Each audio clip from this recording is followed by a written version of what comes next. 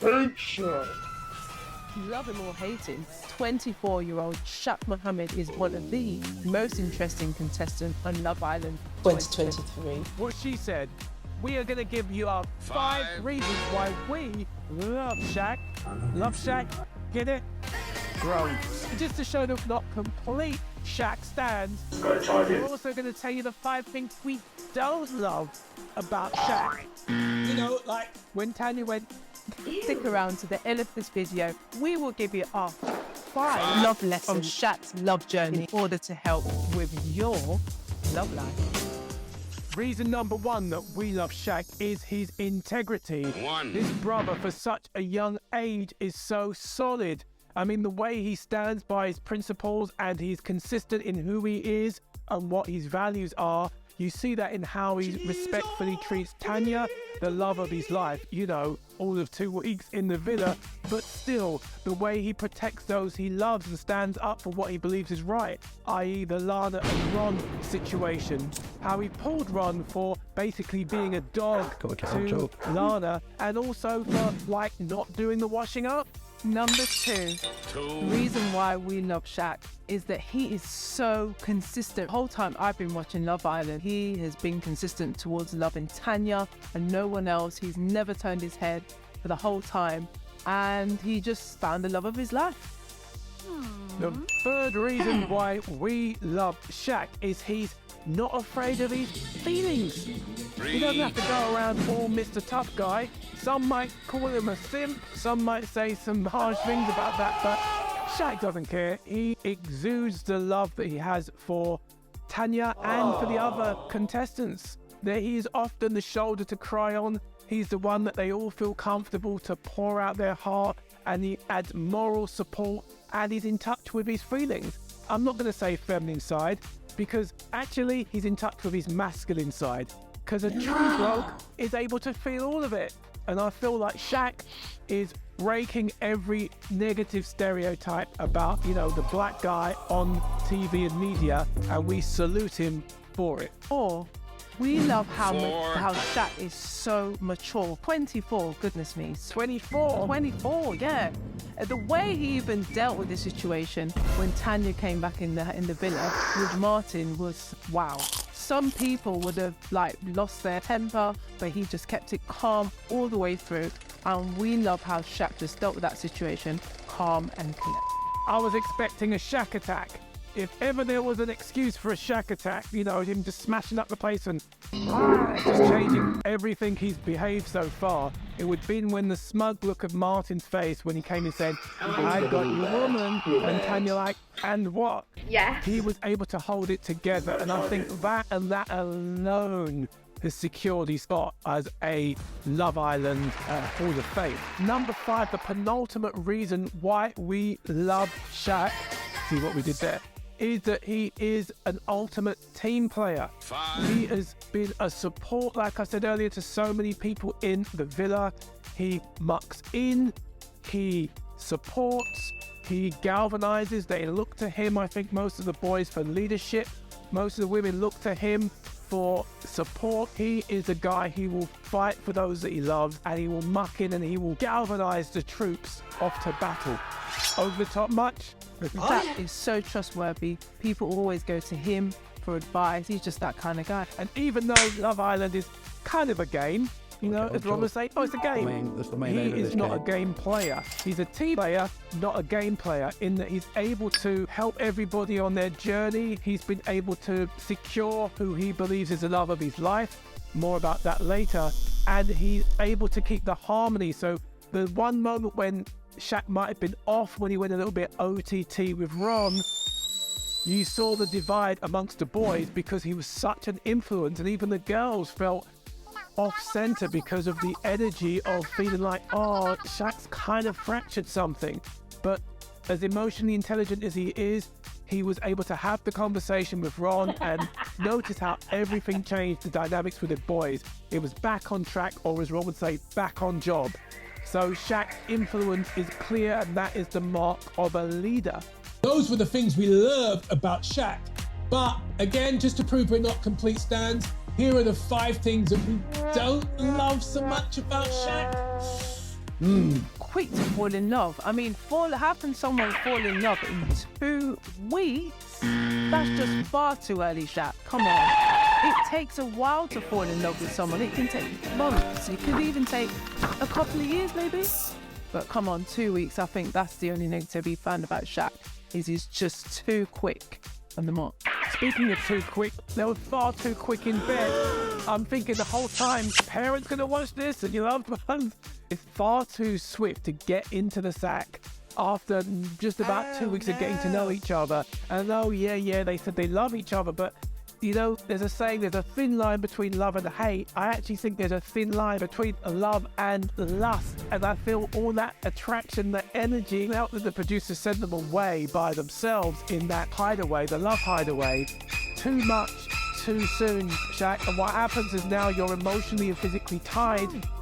And now you're starting to see the things that you don't like about each other, but you're already committed in deep. That's something we think isn't so great. Another thing we don't love about Shaq or his situation is, funny enough, the thing that we love about him is that he is a team player and he really cares about those that he has affection for. But we feel he cares just a little too much. A tad too much. Rein it in, Shaq. Bring it back, Shaq. Too much love or too much caring about people, especially if they don't care about themselves in that way, it makes you look like the bad guy. We know you're being protective of Lana, but what happened as soon as things switch? Lana is backing Ron over you, you know, over the washing up gate. And that's what happens, is sometimes because you care so much, you can overstep the boundaries and you can put your values on top of people that don't really want it. Yes, be honest, then back off. The last thing we don't love about Shaq is Tanya has him wrapped around her little finger. Yeah, it's been quite cringe watching Shaq walk around like a puppy dog, pining over Tanya when she blatantly embarrassed him in front of everyone and millions of people at home when she brought Martin from Casa back to the villa. And Tanya, to use a phrase that Martin said, wants to have her cake and eat it. Yummy! But the issue we have with Shaq, one word is saying, I'm not going there, I've been disrespected. Yet we can see him breaking and we can see him moving back towards Tanya.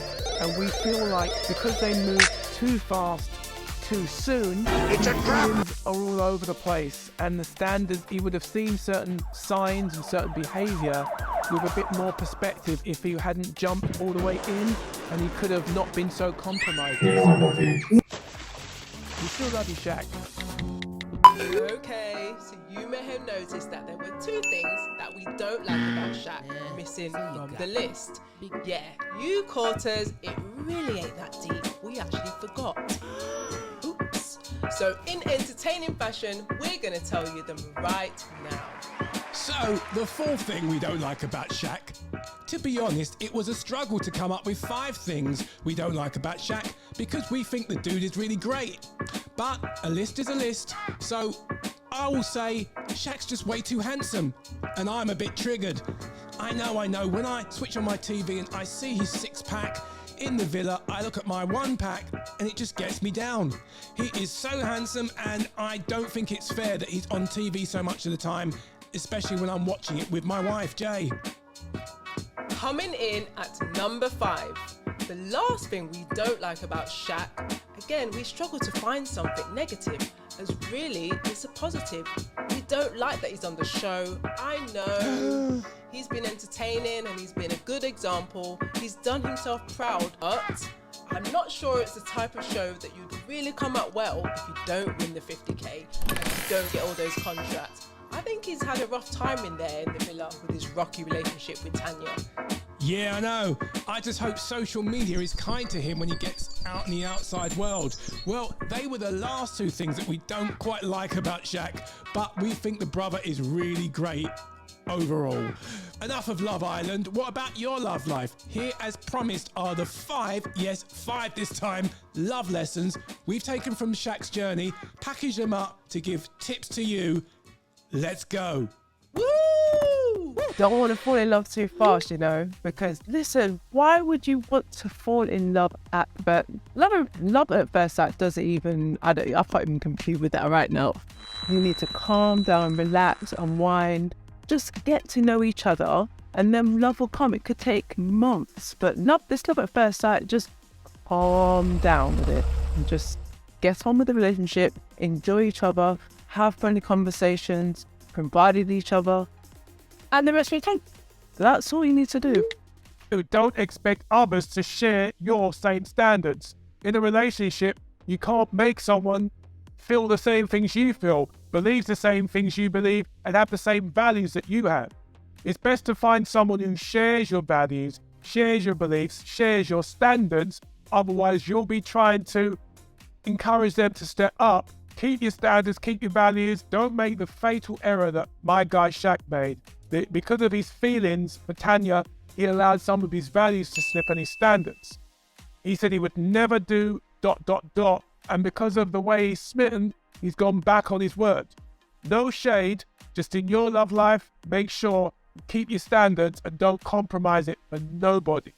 From the beginning, you need to set those boundaries. If you're with someone that's maybe cheated in the past and you're someone who's straight and on the narrow, you've never done that, you're honest and you never lie, that person needs to come clear with you. Because if you get with someone who's like that and then something happens in a relationship, then maybe that's saying that you should have communicated in the first place. So sit down, have that conversation and just let them explain. Just have that conversation. I think it's very important. Communication is the key, as I have learned in my relationship with almost 19. Number 4, don't change to fit somebody else's ideal.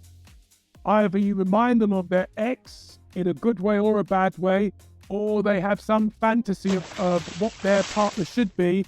That ain't you, boo. You do you. You can only legitimately walk around in your shoes with your personality, your life experience. Don't change who you are for anybody. Yeah, it's good that if you're with someone who brings out the best in you, then they're a keeper. But don't rely on somebody else's expectations to shape and mold you in a relationship. Otherwise, you will be miserable. And also, who are they to change you? It happens far too many times in relationships. People are like, oh, I will change him. Oh, I will change her. No, meet the person for who they are, because you don't want them to change you. You know who you are. You know your own value. Let somebody appreciate you like the treasure you are and do likewise. It's called a relationship, not ownership. You don't feel comfortable and you feel like you need to slow this down, you need to just speak up and just say to the person, listen, we need to calm down on this thing. And they might want to rush it, but you might just want to be like, no, we need to just calm it down. Just go back in reverse and just do what you want to do, because you have to be on the same level. You really do. You have to agree to disagree, I guess, as well. Always keep it 100. Always keep it real.